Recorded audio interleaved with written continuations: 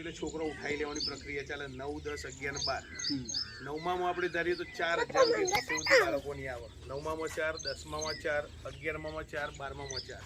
અને દીકરી હોય તો ટોટલી ભણવાનું ફ્રી છે એનું. દીકરી માટે પરીક્ષાની ફી નહીં, બધું ફ્રી. નમો લક્ષ્મી, નમો સરસ્વતી, બરાબર. આ બધી યોજનાઓ ચાલુ. સાયકલ ફ્રી મળે છે દીકરીના. પછી દર વર્ષે 9માં જો દીકરી ભણતી હોય તો 500 રૂપિયા દર મહિનેના ખાતામાં આવું. વર્ષે 6,000 રૂપિયા ખાતામાં આવું. 10માં 6,000 આવું. 10મું ભણી રહે એટલે 10માં પાસ થાય બીજા 10,000 આવું. એટલે 6 દુ 12 અને 10 22,000 રૂપિયાના ખાતામાં આવું. 11, 12માં ભણાવીએ તો 750 દર મહિનેના ખાતામાં આવું. એટલે 750 એટલે 12 તો 84, 6, 90, 9,000 રૂપિયા આવું.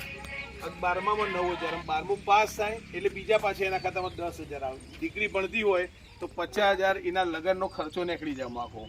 50,000 રૂપિયા ખાલી નમો લક્ષ્મીમાં આવે ને. નમો સરસ્વતીમાં સાયકલ આવે. દર વર્ષે 4,000 રૂપિયાની શિષ્યવૃત્તિ આવે. એટલે ભણાવવામાં બહુ વધારે તકલીફ પડે નહીં. પરીક્ષામાં દીકરી માટે કોઈ ફી છે નહીં. દીકરી માટે કોઈ ફી છે નહીં. દીકરી માટે તમે પરીક્ષાનું બોર્ડનું ફોર્મ ભરો કે જે માસિક ફી છોકરાને જે 400 રૂપિયા કમ્પ્યુટર ફી આવતી હોય, ફી કોઈ રૂપિયો કમ્પ્યુટર સિવાય કોઈ ફી આવતી નહીં એમને. શૈક્ષણિક ફી કોઈ નહીં. 9, 10, 11, 12 અને બોર્ડની પરીક્ષામાં ધારો કે કોઈ કારણસર આપણે 9માં કે 10માં ઉઠાઈ લઈએ તો GOIS પરીક્ષા આવે પાછી. એટલે સીધી પરીક્ષા આપી શકાય. સીધી બોર્ડમાં પરીક્ષા આપી શકાય. અને સીધી બોર્ડમાં પરીક્ષા આપો એટલે દીકરીનું રિઝલ્ટ મળી રહે.